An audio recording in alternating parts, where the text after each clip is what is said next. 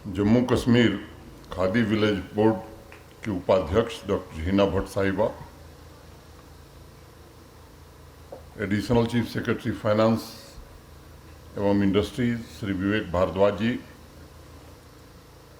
DDC Anantnag के chairman Mohammad Yusuf Ghosi साहब, कश्मीर के आईजी श्री विजय कुमार जी, अनंतनाग के डीसी श्री पीयूष सिंगला जी, इंडस्ट्री और खादी विलेज इंडस्ट्री के हमारे सभी अधिकारीगण, जम्मू कश्मीर प्रशासन के सभी सहयोगी, आज के कार्यक्रम में उपस्थित सभी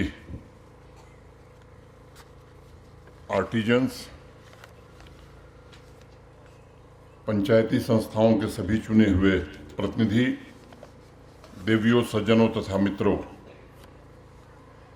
मैं समझता हूं कि अच्छे प्रशासन का सबसे पहला और महत्वपूर्ण दायित्व है आम नागरिकों के जीवन में सुधार लाना।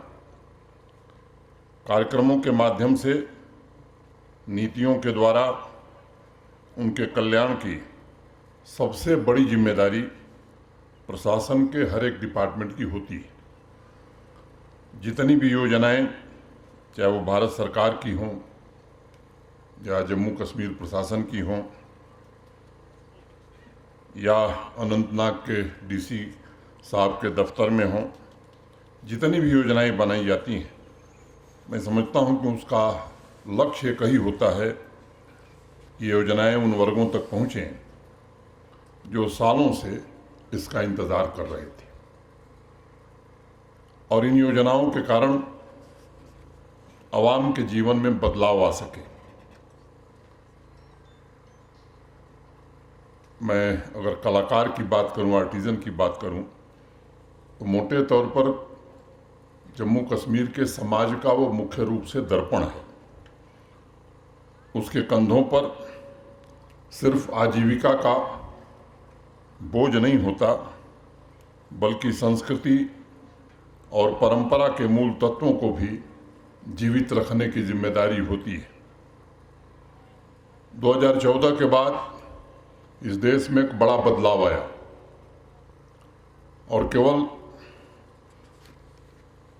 राजनीतिक रूप से नहीं, बल्कि देश की कार्य संस्कृति में बड़ा बदलाव आया और उसका असर देश के हर हिस्से में दिखाई पड़ा और जम्मू कश्मीर में भी दिखाई पड़ रहा है।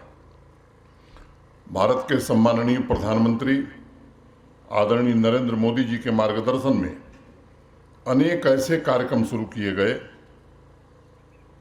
जिनका उद्देश्य लोक संस्कृति को पुनर्जीवित करने के साथ साथ देश भर में हैंडीक्राफ्ट, हैंडलूम सेक्टर से जुड़े 2.5 करोड़ से ज़्यादा लोगों के जीवन में बदलाव लाकर उन्हें आर्थिक विकास की मुख्य धारा से जोड़ना था।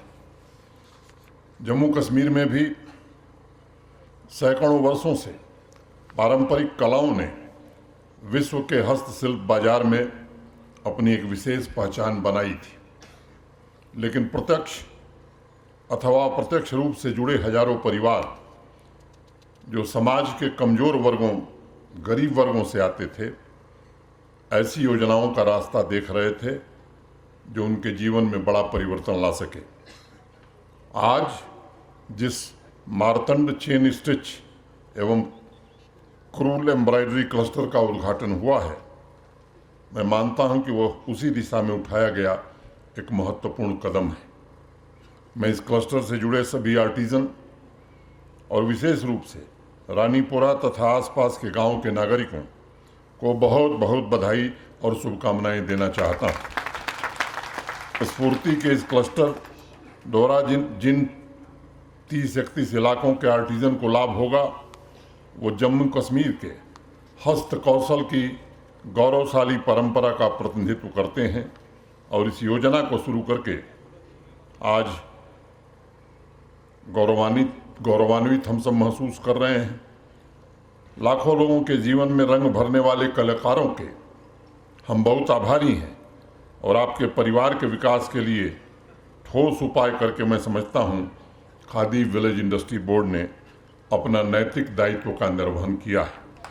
मित्रों, मैं एक और बात कहना चाहता हूं कि हस्तशिल्प से जुड़े सभी कारीगरों की पूरी संख्या की जानकारी 2 साल पहले प्रशासन के पास नहीं थी, लेकिन अब इसकी गणना का काम शुरू हुआ है। सेंसस का 10-15 दिनों में इसका परिणाम आ जाएगा। लेकिन अभी जो प्रारंभिक डाटा है, प्रिलिमिनरी डेटा है, उसके मुताबिक लगभग 4 लाख आर्टिजन जम्मू कश्मीर में हैं।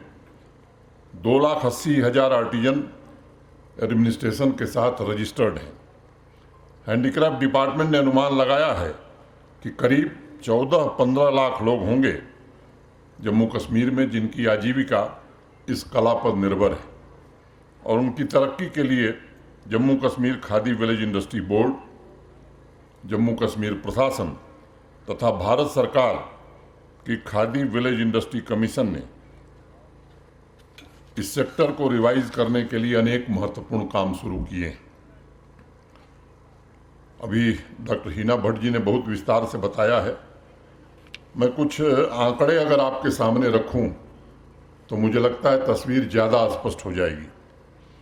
2021-22 के वित्तीय वर्ष में KVIC के prime minister employment generation programme के अंतर्गत जम्मू कश्मीर ने देश में सबसे ज़्यादा, मैं फिर जोर दे के कह रहा हूँ कि पूरे देश में सबसे ज़्यादा 21,640 मैन्युफैक्चरिंग तथा सर्विस यूनिट की स्थापना की थी। और जानते हैं दूसरे स्थान पर कौन राज्य था? देश का सबसे बड़ा राज्य उत्तर प्रदेश, और उतने बड़े राज्य में महज 12,554 12,594 यूनिट्स स्थापित की गई, जबकि जम्मू कश्मीर में 21,640। तीसरे स्थान पर रहने वाला जो प्रदेश है वो मध्य प्रदेश है, और उसने 8,082 यूनिट 8,082 यूनिट्स स्थापित किए। और देश में चौथे स्थान पर रहने वाला राज्य तमिलनाडु है, जिसने पिछले फाइनेंशियल ईयर में 5,972 यूनिट स्थापित किए, 5,978। ये आंकड़े खुद इस बात की गवाही देते हैं कि इस कार्यक्रम के परफॉर्मेंस में जम्मू कश्मीर देश में सबसे आगे है। और इसके लिए मैं हिना भट्ट साहिबा को, पूरे खादी विलेज इंडस्ट्री के जुड़े हमारे प्रशासन के सभी साथियों और इंडस्ट्री सेक्रेटरी विवेक भारद्वाज जी को, सबको हृदय से बधाई देना चाहता हूं। मित्रों, सिर्फ यूनिट स्थापित करने में नहीं बल्कि इस कार्यक्रम के माध्यम से सबसे अधिक लोगों को रोजगार प्रदान करने में भी जम्मू कश्मीर देश में नंबर 1 पोजीशन पर है। पिछले वित्तीय वर्ष में सिर्फ KVIC के PMEGP कार्यक्रम के अंतर्गत 1.73 लाख नए रोजगार जम्मू कश्मीर में पैदा किए। देश के सभी राज्यों तथा यूटी से ये काफ़ी ज़्यादा है। अगर आप पिछले सालों की तुलना करेंगे तो KVIC के PMEGP के अंतर्गत 2008 से 2014 के बीच जम्मू कश्मीर में मात्र 10,401 विलेज यूनिट स्थापित की गई थी, जबकि 2014 से और पिछले फाइनेंशियल ईयर तक 52,116 यूनिट स्थापित की गई। अगर KVIC के PMEGP के मार्जिन मनी या सब्सिडी को देखें तो 2008 से 2014 तक यह मात्र 145 करोड़ रुपए था, जबकि 2014 से 2021 के बीच ये कुल मिलाकर 1,080 करोड़ रुपए मार्जिन मनी सब्सिडी के रूप में जम्मू कश्मीर के आर्टिजन्स को वितरित की गई। मित्रों, 2008 से 2014 के बीच PMEGP के अंतर्गत मात्र 85,719 नए रोजगार सृजित किए गए थे। 2008 से 2014 85,719 और 2014 से 2021 के बीच 4.10 लाख। कल्पना कीजिए कि आंकड़ा कितना बड़ा है।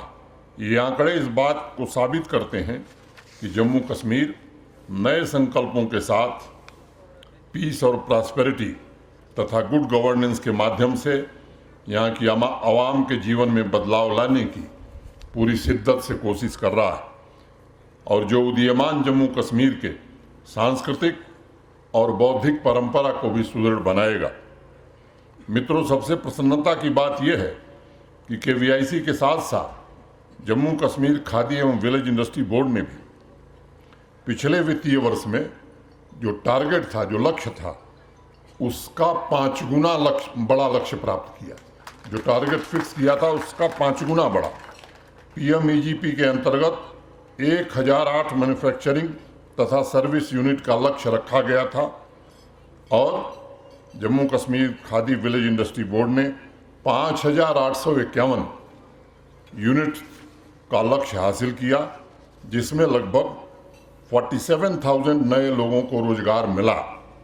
मैं इसे मात्र रोजगार का सृजन नहीं मानता, बल्कि मैं समझता हूं कि जितनी भी यूनिट्स स्थापित की गई हैं वो स्वावलंबन और स्थानीय अर्थव्यवस्था को मजबूती देने के साथ साथ श्रम और कला का भी सम्मान है। मुझे लगता है कि जनता को ये जानना जरूरी है कि उनके कल्याण के लिए केंद्र सरकार ने पहले भी पैसा दिया था, लेकिन कितना पहुंचता था मैं आप पर छोड़ता हूं, आप इसका विश्लेषण करिए। आदरणीय प्रधानमंत्री जी ने 2017-18 में देश के अन्य हिस्सों में प्रति व्यक्ति 8,227 रुपया दिया था, लेकिन जम्मू कश्मीर में उसी साल 2017-18 में ही प्रति व्यक्ति 27,438 रुपये भेजे गए थे। यानी देश के बाकी हिस्सों को जो पैसा दिया था भारत के प्रधानमंत्री जी ने, लगभग उसके 3 गुना पैसा जम्मू कश्मीर के लोगों को दिया। उस पैसे का क्या हुआ, कितने काम हुए, यह मुझे लगता है कि आपको विचार करने की आवश्यकता है।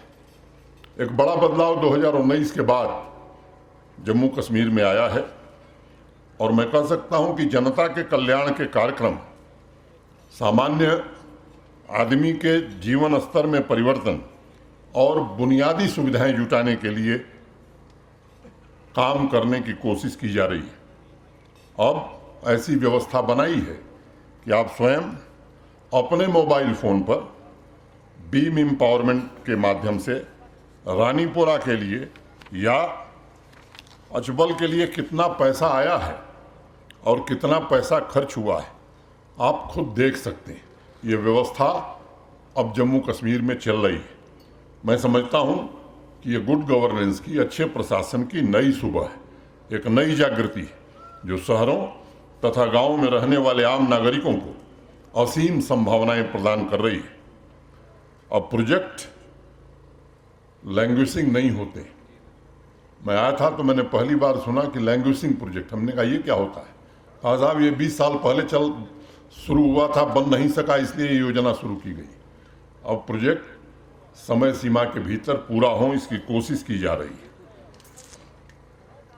अगर पुराने आंकड़े देखेंगे आप तो इस बात का जिक्र मैं बार बार करता हूं और आज मुझे करना जरूरी समझ में आता है कि 2018-19 के वित्तीय वर्ष में, फाइनेंशियल ईयर में, यूटी कैपेक्स में 67,000 करोड़ खर्च किए गए और प्रोजेक्ट पूरे हुए 9,229 9,229। अगले फाइनेंशियल ईयर में उससे ये सिस्टम में जब बदलाव किया गया तो उसका लाभ क्या हुआ कि 4,000 करोड़ कम खर्च हुआ, 63,000 करोड़ कम खर्च हुआ और प्रोजेक्ट पूरे हुए 21,943। मुझे याद है लोग कहते हैं साहब ये कौन सी व्यवस्था है, ये तो टेंडर हर चीज़ में हो रहा है, ट्रेजरी पेमेंट नहीं कर रही है जब तक कि जियो टैगिंग नहीं हो जा रही है, एडमिनिस्ट्रेटिव अप्रूवल के बिना काम नहीं शुरू। तो एक यहाँ प्रचार किया गया कि ये तो लग रहा है कि अब काम यहाँ होगा ही नहीं, लेकिन इस ट्रांसपेरेंसी के कारण, इस नई व्यवस्था के कारण काम की रफ्तार बढ़ी है। और मित्रों, मुझे बताते हुए खुशी है कि अभी जो पिछला वित्तीय वर्ष रहा है उसमें 50,700 से ज़्यादा प्रोजेक्ट पूरे हुए। यानी पहले की तुलना में काम की रफ्तार 4 गुनी 5 गुनी बढ़ गई है और लागत भी कम हुई है। 2019 के पहले जम्मू कश्मीर में प्रतिदिन 6 किलोमीटर सड़क बनती थी, डेली 6 किलोमीटर। आज हम 20 किलोमीटर सड़क रोज बना रहे हैं। ये हमारी प्रगति है। प्रधानमंत्री ग्राम सड़क योजना PMGSY 13वें स्थान पर हम हुआ करते थे 19 के पहले। अब देश में तीसरे और चौथे स्थान पर हम हैं, और वो भी जो सबसे हमारे आगे, हमसे केवल 2 किलोमीटर आगे ज़्यादा सड़क बना करके हमसे कई लोग आगे हो गए। अगर मैं मैक्सिमाइजेशन की बात करूं तो 2,000-2,500 किलोमीटर मैक्सिमाइजेशन होता था, अब लगभग 7,500 किलोमीटर हर साल मैक्सिमाइजेशन यहाँ हो रहा है। किसानों के आय की बात मैं करूं तो आज हम देश के 5 शीर्ष राज्यों में टॉप परफॉर्मिंग स्टेट्स में आ गए, और पंजाब और हरियाणा के बाद सबसे ज़्यादा आमदनी जम्मू कश्मीर के किसान की है। ये 2-3 वर्षों में बड़ा बदलाव हुआ है। हर साल, अभी चेयरमैन साहब को मैं सुन रहा था, डिस्ट्रिक्ट अपेक्स चेयरमैन साहब ही पारित करते हैं। मैं जब आया था, मुझे याद है उस साल 5,134 करोड़ का डिस्ट्रिक्ट अपेक्स का बजट हमने पारित किया था। उसके अगले साल दुगना से ज़्यादा बढ़ गया, 12,600 करोड़ रुपए का। और मित्रों, इस वित्तीय वर्ष में जो डिस्ट्रिक्ट अपेक्स को बढ़ाया गया है वो 22,126 करोड़ हो गया है। तो अनंतनाग में भी 5,136 की जगह 22,126 का हिस्सा, मैंने 3 गुना कितना बढ़ा है चेयरमैन साहब? 3 गुना से ज़्यादा। तो 3 गुना से ज़्यादा पैसा अनंतनाग जिले को डिस्ट्रिक्ट अपेक्स में मिला है। मैं ढेर सारे आंकड़े हैं, मैं उसको, मुझे लगता है कि कहने की ज़रूरत नहीं है। अनेक क्षेत्रों में जम्मू कश्मीर ने काफ़ी उपलब्धियां हासिल की हैं। बिजली के क्षेत्र में भी मैं कह सकता हूं कि पहले की तुलना में हमारी ट्रांसमिशन और डिस्ट्रीब्यूशन कैपेसिटी काफ़ी हद तक बढ़ गई है, और वो स्थिति जल्द ही आ जाएगी कि 24 घंटे हम बिजली दे सकते हैं। लेकिन एक निवेदन मैं आवाम से करना चाहता हूँ कि ऐसी कोई व्यवस्था नहीं चल सकती कि हमें सुविधा तो चाहिए लेकिन सुविधा का शुल्क हम नहीं देंगे। ये व्यवस्था देर तक नहीं चल सकती। तो मेरा विनम्रतापूर्वक आपसे आग्रह है, अच्छी सुविधा के लिए कुछ तो जेब ढीली करनी पड़ेगी। और उन लोगों का क्या गुनाह है जो बिजली के लिए बिल भुगतान करते हैं लेकिन उन्हें भी परेशानी होती है। मीटर लगाने का काम हम लोग शुरू किए हैं। मैं आप सबसे निवेदन करना चाहता हूँ कि मीटर अनिवार्य रूप से लगवाइए। और मैं इस बात से इत्तेफाक रखता हूँ कि अगर गरीब आदमी है, किसान है, मजदूर है, तो वो प्रशासन की जिम्मेदारी है, उसे हम सब्सिडी देंगे। लेकिन जो लोग भुगतान कर सकते हैं, मुझे लगता है उन्हें भुगतान करना चाहिए, तभी सेवाएं दी जा सकती हैं। डिस्ट्रिक्ट अपेक्स के अंतर्गत पिछले साल अनंतनाग जिले में 3,000 प्रोजेक्ट पूरे हुए। सही कह रहा हूँ ना? और 1068 करोड़ रुपए विकास कार्यों पर अनंतनाग में खर्च किए। इस बार जो इन लोगों ने लक्ष्य रखा है, चेयरमैन साहब और DC साहब ने, वो 3200 प्रोजेक्ट्स का रखा है। 23 मार्च को मैं अनंतनाग आया था। उस दिन 177 करोड़ रुपए की लागत से 6 ट्रांसमिशन प्रोजेक्ट्स का उद्घाटन करने का अवसर मुझे मिला था। ये वर्षों पहले पूरा हो जाना चाहिए था, लेकिन नहीं हो सका था। 1 साल में तीव्र गति से बिजली PDD के हमारे सहयोगियों ने काम किया और उसे जनता को समर्पित किया। मीर बाजार के ग्रिड सब स्टेशन की कैपेसिटी ऑगमेंटेशन का इंतजार 10 साल से यहाँ के लोग कर रहे थे, उसे भी पूरा कर दिया गया है। और आज अनंतनाग, कुलगाम और पुलवामा जिले के 8 लाख लोगों को इसके कारण फ़ायदा पहुंचा है। मट्टन ग्रिड सब स्टेशन का भी कैपेसिटी एगमेंटेशन वर्षों से नहीं हुआ था, उसे भी पूरा कर दिया गया, जिससे लगभग 2 लाख लोगों को लाभ मिलेगा। और हम कोशिश कर रहे हैं कि अधिक बिजली और रिलायबल बिजली, क्वालिटी पावर लोगों को दी जा सके। मैंने जैसा बताया, ट्रांसमिशन और डिस्ट्रीब्यूशन के क्षेत्र में कैपेसिटी पर पहले काम नहीं हुआ था, अब हम सब काम कर रहे हैं। ट्रांसमिशन के क्षेत्र में 3000 MVA हमारी वृद्धि हुई है और डिस्ट्रीब्यूशन के क्षेत्र में 3829 MVA की वृद्धि अतिरिक्त कैपेसिटी जोड़ने में हम सफल हुए। बीमार लोग पड़ते थे, एम्बुलेंस के लिए परेशान होते थे, अब 102 और 108 ये जो हेल्पलाइन है, 211 एम्बुलेंस आज जम्मू कश्मीर में 24 घंटे उपलब्ध हो रही। किसी भी मरीज की सेवा के लिए वो आधे घंटे में पहुंच जाती हैं। ऐसे अगर मैं समय लूं तो 2 घंटे में बता सकता हूं कि ये 2-3 वर्षों में क्या क्या बदला है। जम्मू कश्मीर जन केंद्रित कार्यों ने एक जो बड़ी खाई थी उसे भरने का प्रयास किया है। एक आध बात और कह के मैं खत्म करूंगा। बाढ़ आई थी 2014 में, फ्लड, याद है आप लोगों को। श्रीनगर में एक सिल्क वीविंग फैक्ट्री थी, बंद हो गई थी, अनेक लोगों को दिक्कतें थी। उसे 24 करोड़ खर्च करके उसे पिछले साल पुनर्जीवित कर दिया गया है। अब कलाकार या हमारे भाई बहन जो काम करते हैं, जो उस पर आश्रित हैं, वो अब उसका लाभ ले रहे हैं। ग्लोबल कंपटीशन के युग में मार्केट में बड़ा भारी बदलाव आया है और उसी तरह कस्टमर की प्रोफाइल भी काफ़ी बदली है। लेकिन कुछ ऐसी चीज़ें हैं जो अभी भी उस जगह की वजह से जानी जाती हैं। जैसे आज भी कोई पश्मीना की बात कहीं करता है तो कश्मीर की तस्वीर उभरती है। सिल्क के मामले में हम थोड़ा पिछड़ गए हैं। ऐतिहासिक विरासत के बावजूद मार्केट में पूरी तरह से अपनी प्रभावी उपस्थिति हम नहीं दर्ज करा पाए। लेकिन आज भी हमारी प्राथमिकता है कि मार्केट के हिसाब से डिज़ाइन हो, इनोवेशन हो और कश्मीर फिर से एक बार सिल्क के लिए भी पूरे देश और दुनिया में जाना जाए। इसकी कोशिश हम आने वाले दिनों में करने वाले हैं। मित्रों, पहले आर्टिजन क्रेडिट कार्ड के द्वारा हस्तशिल्प के कलाकारों को 1 लाख रुपए की आर्थिक मदद, यही लिमिट थी, मैक्सिमम लिमिट थी, उसे बढ़ाकर हमने 2 लाख रुपए कर दिया है और कुल 2225 आर्टिजन को ये सहायता मुहैया भी कराई गई है। 2118 हस्तशिल्प कलाकारों को मुद्रा योजना का लाभ भी मिला है। लगभग 1.5 लाख आर्टिजन 432 ट्रेनिंग सेंटर के माध्यम से उन्हें ट्रेनिंग देने का काम पूरा किया गया है।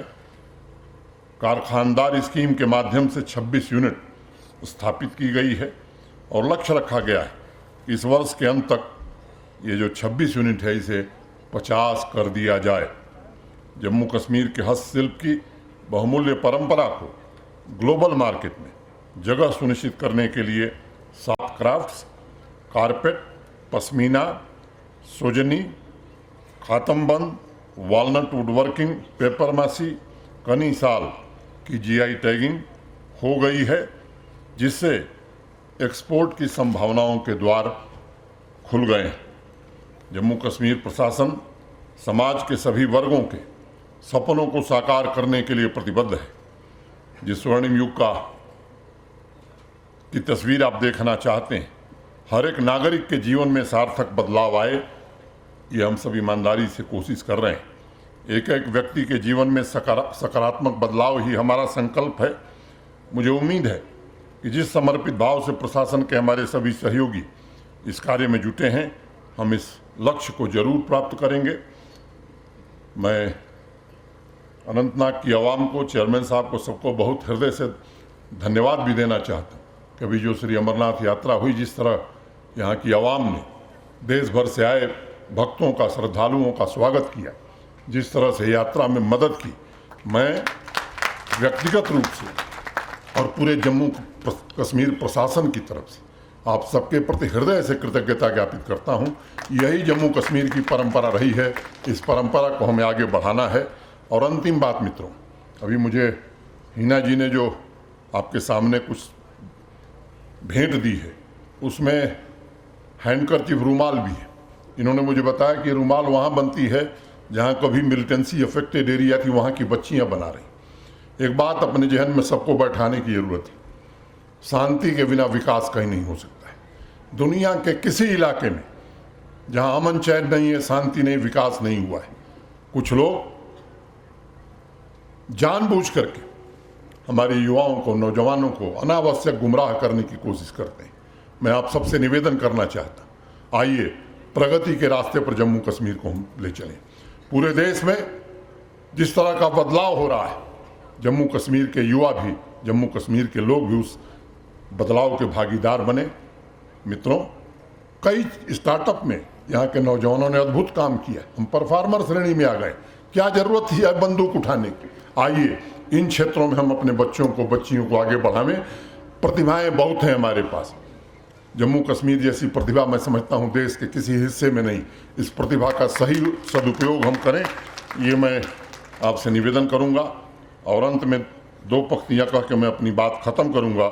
कौन सी बात कहाँ कैसे कही जाती है, कौन सी बात कहाँ कैसे कही जाती है, ये सलीका हो तो हर बात सुनी जाती है। ये सलीका हो तो हर बात सुनी जाती है।